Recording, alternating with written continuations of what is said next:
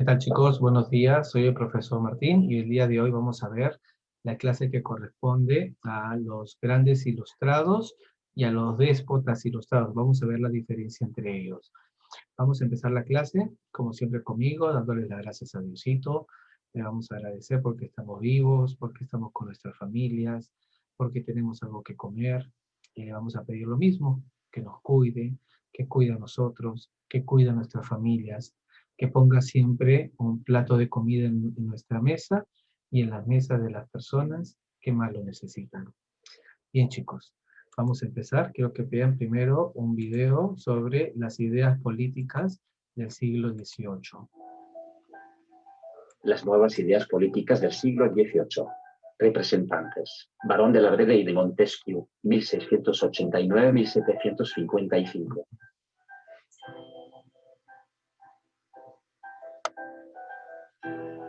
Nombre verdadero. Carlos de Secondat. Nacionalidad. Francés. Obras. Cartas persas 1721. Criticó con agudeza las instituciones y costumbres de su patria. Consideraciones sobre las causas de la grandeza y decadencia de Roma 1734. Se dedicó a analizar las grandes etapas del devenir del Imperio Romano desde la supuesta fundación de la ciudad de Roma 753-754 a.C. hasta la toma de Constantinopla. El espíritu de las leyes, 1748. Para garantizar la libertad política sostuvo que debían separarse las funciones del gobierno, es decir, la división del poder en legislativo, cortes elegidas, ejecutivo, rey y ministros, judicial, tribunales de justicia. Voltaire, 1694-1778.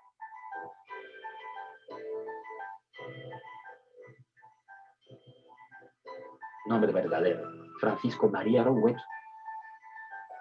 Nacionalidad, francés. Obras.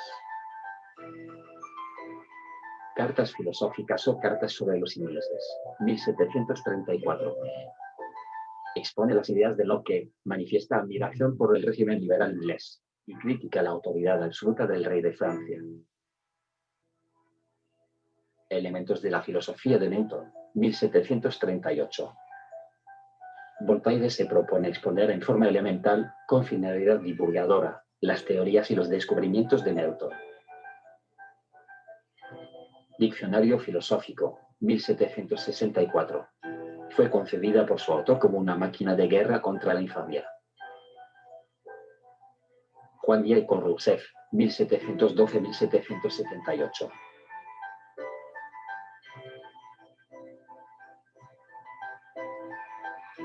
Nacionalidad, Suiza. Obras. Julia o la Nueva Eloísa, 1761. Novela. El Emilio de la Educación, 1762. Pedagogía. El Contrato Social, 1762. Ensayo político. Señaló que en el estado de naturaleza los hombres disfrutaban de iguales derechos y vivían en plena libertad. Los hombres pasaron del estado de naturaleza a la sociedad por medio de un acuerdo, el contrato social. ¿Cuál fue el origen de la sociedad y el gobierno? Por lo tanto, todos los hombres deben ser iguales y la fuente de la autoridad política radica en el pueblo. Immanuel Kant, 1724-1804.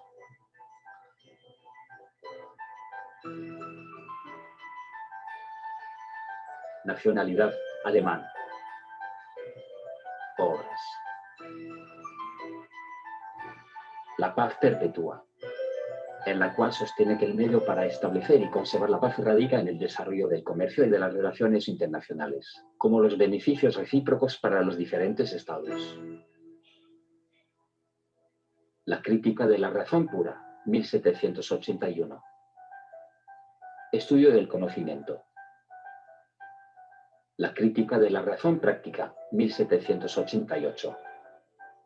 Estudio de la ética.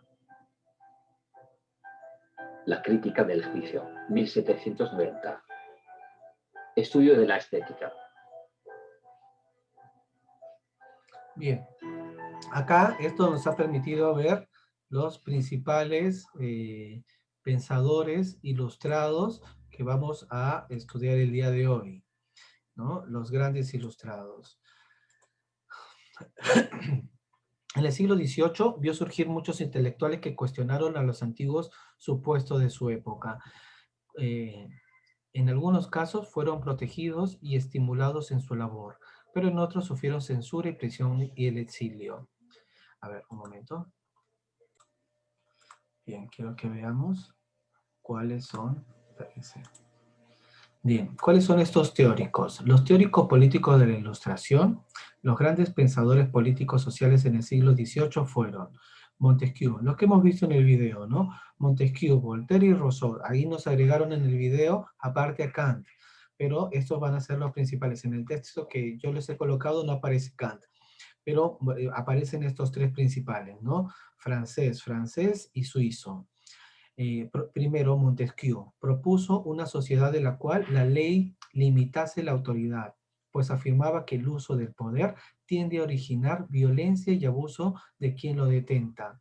Esto en donde? En la obra El espíritu de la ley de 1748, que era lo que él decía, que el poder no puede estar en manos de una sola persona, sino que tiene que estar distribuido en diferentes estamentos. Así va a dividir la sociedad tal y como la conocemos el día de hoy. Va a dividir poder ejecutivo, poder legislativo y poder judicial. Montesquieu analiza distintas formas de gobierno y las clasifica en tres: republicana, monárquica y despótica. Él prefería la monarquía parlamentaria del tipo inglés, a pesar de que todos vivimos ahora en una republicana. Él va a optar por la monarquía parlamentaria y pensaba que la autoridad debía descomponerse en fuerzas diferentes que tendieran al equilibrio. Esto dio origen a la teoría de la división de poderes: legislativo que dicta las leyes, el ejecutivo que los pone en práctica y el judicial que controla el cumplimiento. Se opuso al absolutismo, que es la despótica, pues este concentraba en el rey los tres poderes.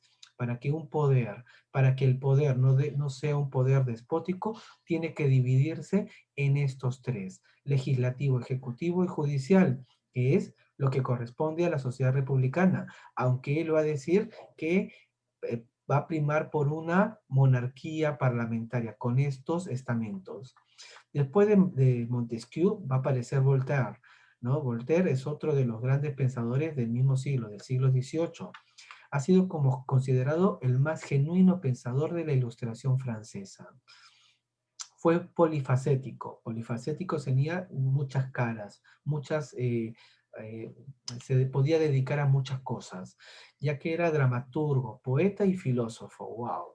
En sus obras, donde se utiliza la sátira, expresó una visión pesimista del mundo y criticó el optimismo de sus contemporáneos. ¿No? El optimismo, dice uno de sus personajes, porque él era dramaturgo, así escribía novelas. Es decir, que todo está bien cuando todo está mal, ¿no? El optimismo es el que dice todo está bien aunque todo esté mal. En sus cartas filosóficas sobre los ingleses, escritas durante su exilio en Inglaterra, analizaba el sistema político inglés, al cual consideraba superior al absolutismo francés. Y hemos visto que los ingleses, para llegar a este sistema, han tenido que matar a su rey, ¿no? Lo vimos la clase pasada. Voltaire consideraba necesaria una política fuerte para salvaguardar la libertad y señalaba como indispensable la jerarquización de la sociedad. Sus obras más representativas fueron Tratado sobre la Tolerancia, Diccionario Filosófico, Dos bastiones de defensa de la razón ilustrada frente al dogmatismo religioso, dogmatismo, ¿no? Que uno sigue ciegamente lo que hay que hacer, y la intolerancia representados por la Iglesia. Montesquieu, Voltaire, ya vimos por qué. Montesquieu, la división de poderes. Voltaire, sobre todo, él critica al absolutismo francés en contraposición con el sistema político inglés. Y Rousseau. Rousseau puso énfasis en la libertad humana y en su bondad originaria. En su obra, Discursos sobre el origen y fundamentos de la desigualdad entre los hombres, postulaba que en el estado de la naturaleza no existía desigualdad, ya que el hombre es esencialmente bueno, Rousseau señalaba que con la aparición de la propiedad, el hombre se deshumanizó y se alejó del orden natural. Por ello consideraba la sociedad en que vivía como corrupta, dominada por sed de riqueza, competitividad e injusticia. Rousseau entonces lo que va a hacer es criticar a la sociedad en la cual vive. Dos, ¿no? Entonces, él dice, hay un estado de naturaleza en la cual todos somos iguales, pero ya no vivimos en ese estado de naturaleza. Vivimos en otro momento de la sociedad, vivimos en un estado donde hay propiedad privada. Y eso deshumaniza al hombre. Ya no vive feliz en un estado de naturaleza, sino que vive enfrentándose unos contra otros. En el contrato social, que es su obra cumbre, Rousseau sostiene que la sociedad se establece por un contrato entre las personas y que el gobierno surge cuando estas, las personas, libres e iguales, delegan la soberanía en las autoridades. Eso es el contrato social. El hombre va a delegar parte de su soberanía y parte de su libertad hacia el Estado, hacia el monarca. ¿Para qué? Para poder vivir en armonía. Por ello, estas tienen la obligación de legislar y gobernar para el bien común. De lo contrario, las personas legítimamente pueden rebelarse o deponerlos. En esta obra, él va a hablar sobre quitar al rey del lugar en donde se encuentra, ¿no? Estos pensadores, aunque no plantearon la sustitución inmediata del régimen existente, indudablemente inspiraron las ideas que, al fines del siglo, culminaron con la Revolución Francesa. ¿Por qué estudiamos a estos pensadores? Porque necesitamos entender la Revolución Francesa. La Revolución Francesa es el cambio de época. No podemos entender al Perú actual si no entendemos la Revolución Francesa. Y no entendemos la Revolución Francesa sin sus antecedentes. ¿Cuál es su antecedente? Lo de los pensadores ilustrados. Pero no tan solo era el pensamiento, no tan solo eran los filósofos los que en esta época divulgaban esto, sino también al mismo tiempo hubieron un montón de avances científicos, tecnológicos, en la producción, en la biología, en el transporte y las comunicaciones. La ciencia del siglo XVIII experimentó grandes avances en todas las ramas del saber. La característica principal de este periodo fue la necesidad de aplicar las innovaciones y los descubrimientos científicos a diversas actividades mundanas. En suma, la ciencia de la Ilustración se inclinaba no solo por el conocimiento del mundo y de las leyes racionales que lo regulan, sino también por mejorar las condiciones de vida de los individuos a través de la tecnología y de los inventos prácticos. Quiero que vean un videíto para que vean cuáles eran los grandes inventos, sobre todo del siglo XVIII. El siglo XVIII. El pararrayos, el termómetro de mercurio, la máquina de vapor y el globo de aire caliente, todos son inventos con los que estamos familiarizados y son para nosotros habituales, pero en su momento fueron descubrimientos de gran importancia. Todos se inventaron en el siglo de las luces, que es como se denomina el siglo XVIII, ya que fue una época de trascendentes descubrimientos científicos. Fueron años durante los cuales los científicos gritaron Eureka más de una vez, y la sociedad y la cultura estaban volcadas en desentrañar todos los secretos de la naturaleza. Entre los principales descubrimientos tenemos la máquina de vapor. El motor o máquina de vapor se utilizó extensamente durante la Revolución Industrial, en cuyo desarrollo tuvo un papel relevante para mover máquinas y aparatos tan diversos como bombas, locomotoras, motores marinos, etc. En la actualidad la máquina de vapor es muy poco usada, salvo para servicios auxiliares, ya que se ha visto desplazada especialmente por el motor eléctrico en la maquinaria industrial y por el motor de combustión en el transporte. El pararrayos. Hace 250 años, un hombre llamado Benjamin Franklin, durante una tormenta, desafió la lluvia y salió a campo abierto. Llevaba una cometa que en su cola tenía amarrada una pequeña llave de metal. La cometa comenzó a volar entre las sombras y la lluvia. Después se escuchó un terrible trueno. El hombre vio como un resplandor interceptaba la llave atada en la cola de la cometa. El experimento demostró que el metal atraía el poder destructor de los rayos. Así nació el pararrayos, de una cometa que volaba bajo una noche lluviosa. La vacuna. Al finales del siglo XVIII, un médico llamado Edward Jenner observó que quienes se dedicaban a ordeñar las vacas, algunas de las cuales presentaban en las ubres lesiones parecidas a las de la viruela humana. Se contagiaban y les aparecían lesiones similares en las manos, que curaban sin mayor problema. Entonces el observador médico decidió llevar a cabo un experimento que hoy sería imposible e impensable. El 14 de mayo de 1796, Jenner tomó un pus de una pústula que tenía en la mano de una vaquera y le inyectó en el brazo de un niño de 8 años, llamado James. 2 meses después observó que el niño no sufrió la enfermedad, demostrándose así los efectos protectores de la vacuna. Nombre que tiene su origen evidentemente en el importante papel que desempeñaron las vacas en este descubrimiento. El siglo XIX. Bien, En el hasta aquí siglo nomás. XIX Eran terribles, ¿no? Se imaginan ahora que que quieran probar vacunas en niños del coronavirus, inyectarle así nomás para ver si funciona o no funciona, ¿no? Terribles eran la gente en esta época, ¿no? Bueno, en fin, no critiquémoslos con los valores actuales, sino solamente los miramos y no repetimos. La tecnología de la producción. Los nuevos inventos fueron la base de desarrollo de la futura revolución industrial. Así, por ejemplo, la máquina de vapor creó la posibilidad de emplear una fuente de energía tanto de bombas para desaguar minas inundadas como en máquinas para tejer y desmontar algodón.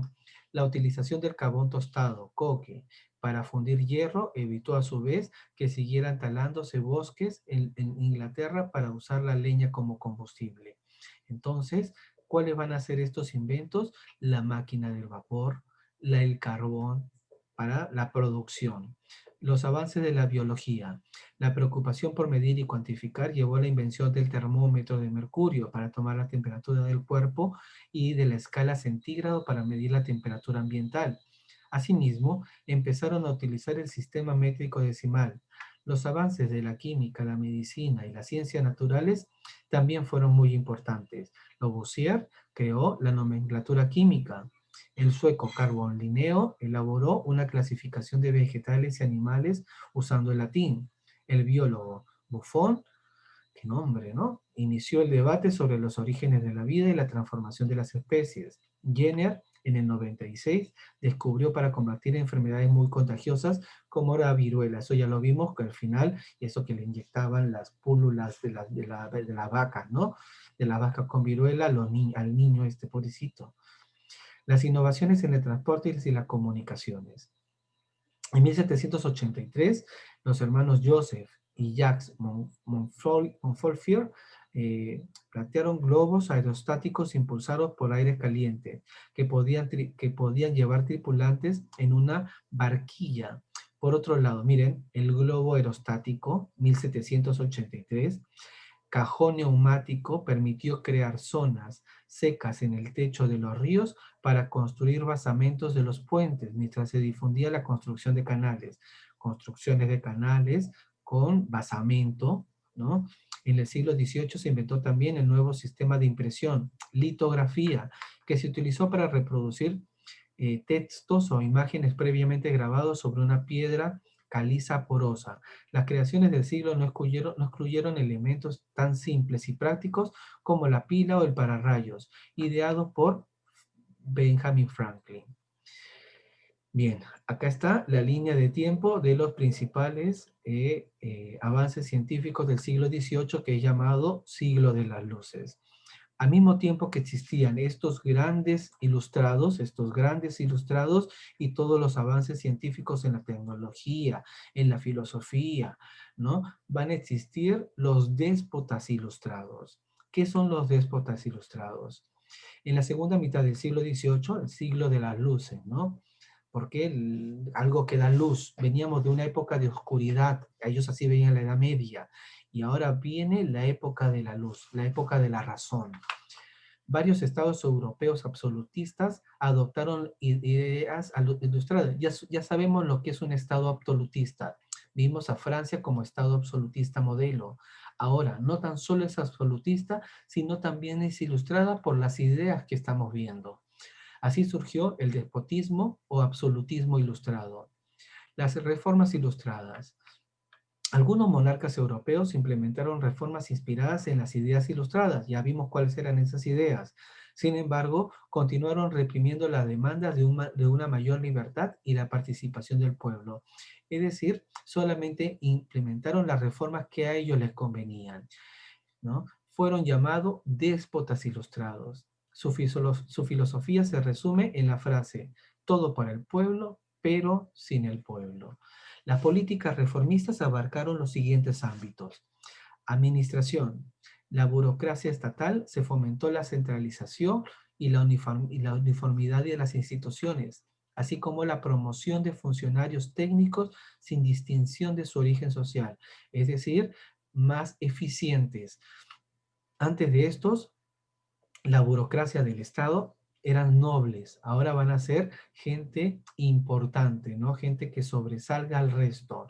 En la economía se van a realizar reformas como la liberación de la propiedad, la libertad del comercio. Tenemos que ver el tema sobre el liberalismo para poder entender esto, debilitando así el intervencionismo de las corporaciones. Asimismo, se impulsó la colonización de nuevas tierras y el fomento de la industria.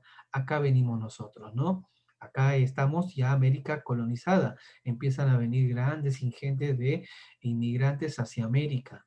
¿Por qué? Porque se colonizan estas tierras con inmigrantes europeos. La libertad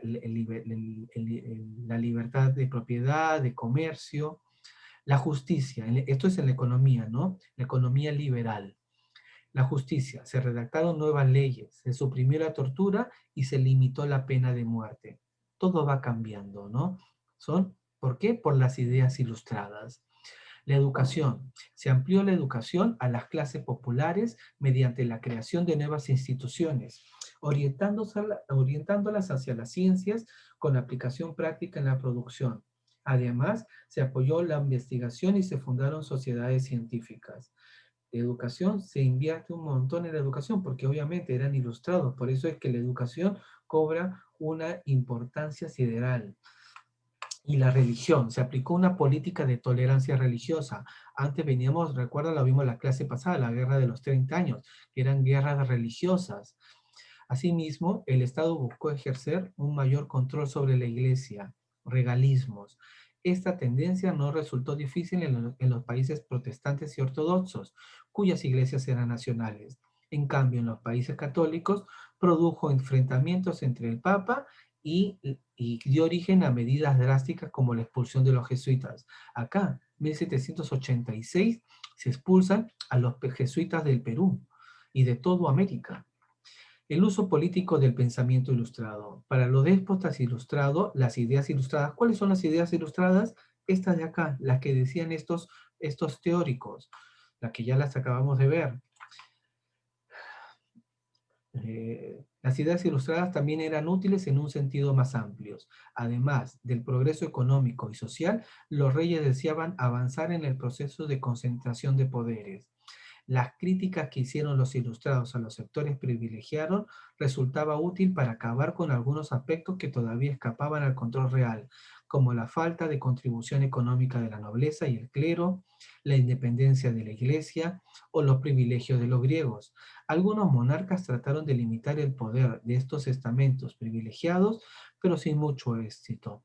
Intentaron debilitarlos, pero no deseaban eliminarlos porque los consideraban necesarios para mantener un orden social.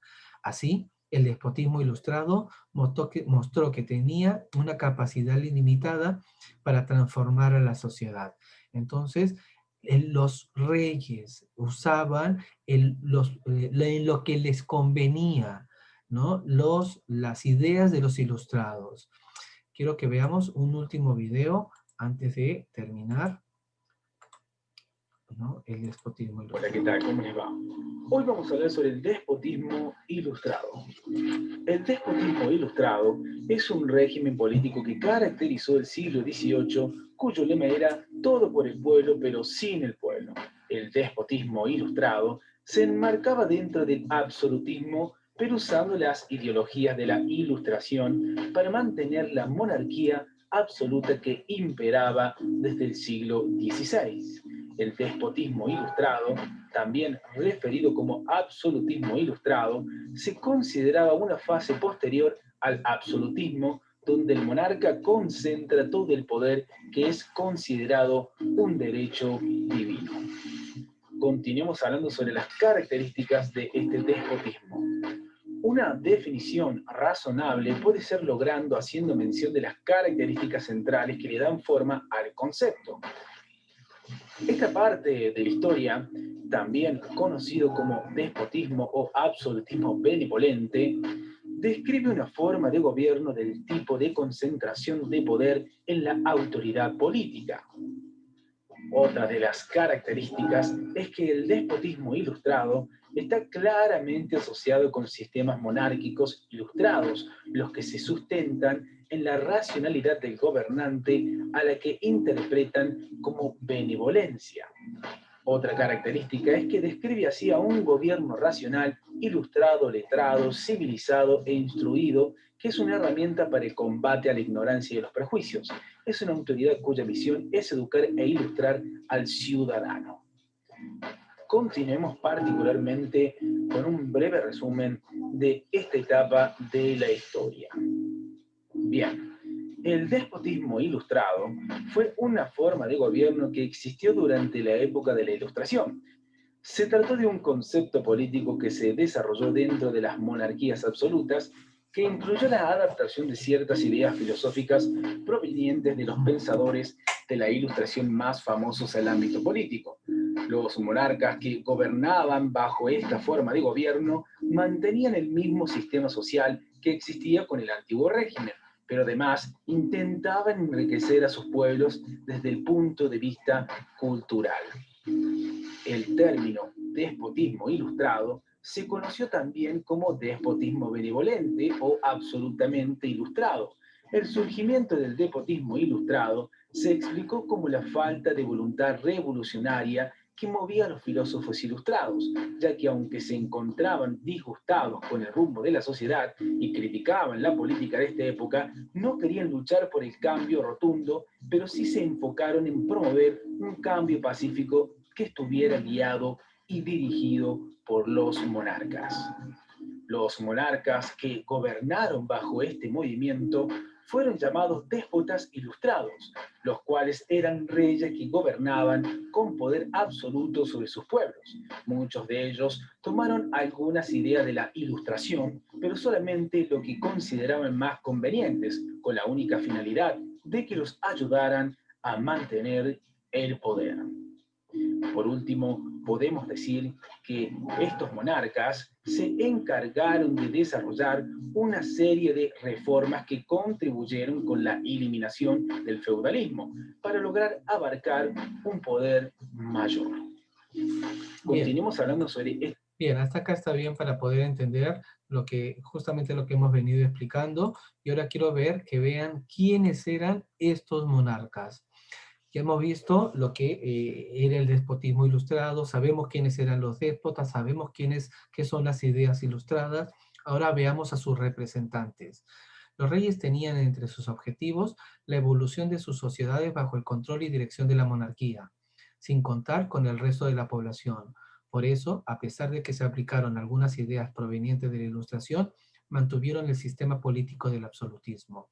El despotismo ilustrado se desarrolló en algunos de los principales estados europeos: Rusia, Prusia, Alemania, Austria, España y Portugal. En Rusia, en este extenso imperio, la emperatriz Catalina II, una de las grandes, ¿no? La grande justamente se llamaba, secularizó. ¿Qué significa secularizó? Volvió, le quitó a la iglesia sus bienes, ¿no? Los bienes de la iglesia secularizó los volvió del Estado. Los bienes de la iglesia y fomentó el desarrollo industrial, construyendo una fundición de hierro y cobre en la región de los Urales. Además, estableció la tolerancia religiosa, incluso para los jesuitas, que por aquella época eran perseguidos y expulsados de varios reinos. Sin embargo, no aplicó reformas políticas. Solo lo que les convenía, lo que hemos visto en video, lo que hemos leído, solo en lo que les convenía aplicaban las reformas ilustradas. En Prusia, en este estado, el más poderoso de Alemania, el rey Federico II es el rey. Si quieren ver, hay una película genial de este rey, se las pondría, pero le quita mucho tiempo y después no ven el video. ¿no? Que se llama justamente Federico II. Renovó el ejército y la administración, estableció la tolerancia religiosa, reorganizó la administración judicial, además fomentó la cultura y cultivó la amistad de filósofos como Voltaire y el gusto por la cultura francesa. Federico II fue el rey europeo que aplicó con mayor rigor el despotismo ilustrado, expresó su desacuerdo con la idea de que Dios había entregado a los hombres, entregado a los soberanos el cuidado del pueblo. Por el contrario, el rey debía servir a sus súbditos. Es la imagen contraria del déspota ilustrado de la época. Austria. Este imperio abarcaba una diversidad de naciones y culturas. No estaba Bohemia, ya lo hemos visto, me parece, cuando vimos la Guerra de los 30 años. La emperatriz María Teresa y su hijo José II limitaron los abusos de los nobles, abolieron la servidumbre personal, aseguraron la tolerancia religiosa y sometieron a la Iglesia Católica y el control del Estado. Austria era de las grandes naciones, checos, eslovacos, un montón de pueblos bajo el imperio austriaco en el siglo XVIII. España, bajo el gobierno de Carlos III, se aplicaron una serie de reformas que trataron de hacer más eficientes la administración del imperio. Entre ellas, se suprimieron algunos impuestos, se ordenó el sistema de recaudación, además de que se propició el mejoramiento de las industrias y se incentivó la agricultura. También se estableció el comercio con las colonias. Durante este periodo ocurrió la expulsión de los jesuitas. Carlos III en España es uno de los reyes que nosotros conocemos en tercero y secundaria como los reyes que van a establecer las reformas borbónicas. Esto que estudiamos como un antecedente de la independencia del Perú, que ya lo hemos visto. Las reformas borbónicas, uno de sus grandes exponentes, Carlos III. Y en Portugal, por este estado, bajo el gobierno de José I y de su ministro, el Marqués de Pombal, aplicó reformas económicas que también afectaron sus dominios coloniales en Brasil, ¿no? Entonces, reformas económicas en Portugal. En el resto de Europa hubo excepciones. En Francia, el rey XV y Luis XVI no pudieron continuar con las reformas económicas y culturales de Luis XIV, el rey Sol, que lo vimos en la clase pasada. Inglaterra, bajo una monarquía constitucional parlamentaria, ellos ya habían cambiado, ellos van a ser el antecedente de todos estos, y Holanda con un sistema republicano, continuando siendo los países más liberales de Europa, y objeto de admiración de los pensadores ilustrados. Cuando los pensadores ilustrados miraban un país en el cual querían, como por ejemplo ahora, ¿qué país nosotros queremos ser? Todos decimos Suecia, Noruega, Finlandia, tener la educación de Finlandia. Ahí, en esta época, todos decían, queremos ser Inglaterra, queremos ser Holanda, ¿no? Ellos eran los referentes en el mundo. Europa y el mundo. A fines del siglo XVIII se consolidó la hegemonía europea en el mundo. La expansión europea por el mar integró a las sociedades de África y Asia a sus imperios coloniales y abrió rutas comerciales a las nuevas potencias europeas. Un elemento decisivo de esta expansión fue el tráfico de esclavos negros, quienes eran capturados en el África y transportados hacia América, principalmente a Brasil y el Caribe, y áreas sureñas de las colonias inglesas de Norteamérica. En Asia, tanto Holanda como Inglaterra organizaron compañías comerciales para administrar sus mercados, mientras que Rusia se expandió por Siberia. El mundo se abre a Europa. Europa abre el mundo para sus propios intereses en esta época. Por eso el siglo XVIII es muy importante para el desarrollo de Europa. Ahora quiero que vean cuál es la tarea de esta semana. No es mucha, ¿no? Son 3 cosas que ustedes ya saben lo que tienen que hacer. Primero, material de estudios. Segundo, la realización de esta ficha. Y tercero, el quizzes. Los 3 valen para, se promedian como nota final. Cuando vean su nota y se van a decir, profesor, ¿por qué tengo tan baja nota? Fíjense, no han hecho el quizzes, no han hecho una ficha, no han hecho material de estudio, les falta algo. Son 3 cosas las que presentamos. Revisen sus tareas. Todas las tareas que ustedes me han colocado en la plataforma, les he puesto anotaciones de cómo lo han venido haciendo. Necesito que trabajen eso. Los teóricos y políticos ilustrados. Vamos a encontrar a la división de poderes, libertad y tolerancia. Estos dos textos, ¿no? ¿En qué aspectos coincide? Uno es de Montesquieu y el otro es de Voltaire. ¿En qué aspectos coinciden Montesquieu y Voltaire? ¿Cuál es el argumento principal del contrato social de Rousseau? Completa el cuadro. Esto igual lo hemos visto en el video, en el texto y también con esto de aquí. Guíense con esto. Completa el cuadro indicando cómo las ideas de cada pensador político fortalecieron las ideas democráticas. El pensador Montesquieu, Voltaire y Rousseau, ideas que afianzaron la democracia. Coloquen del texto que hemos visto o busquen por otras fuentes. Si no encuentran ahí, buscan por otras fuentes, chicos. ¿Cómo influyeron el pensamiento ilustrados en los avances de la ciencia en el siglo XVIII? ¿Cómo mejoró la calidad de vida los avances de la ciencia durante este periodo? Desde tu punto de vista, acá es su punto de vista, ¿cuál de los avances tecnológicos del siglo XVIII ha sido el más importante? Fundamenta. Los déspotas ilustrados, Rusia, Prusia y España. Monarca, que estaban aquí, lo colocan acá, y qué medidas tomaron. Y acá, Federico II y su actuación como gobernante. El pensamiento de Federico II, ¿consideras otros déspotas ilustrados compitieron con la actitud de Federico? Averigua sobre uno de ellos y responde. Lo colocan en este lado de acá o en otro lado que ustedes quieran. Eso es toda la tarea, chicos. Espero que la explicación les haya servido para entender el tema. Tienen plazo hasta el viernes, ya saben lo que tienen que hacer. Les mando un abrazo fuerte y estoy pensando en ustedes. Chau.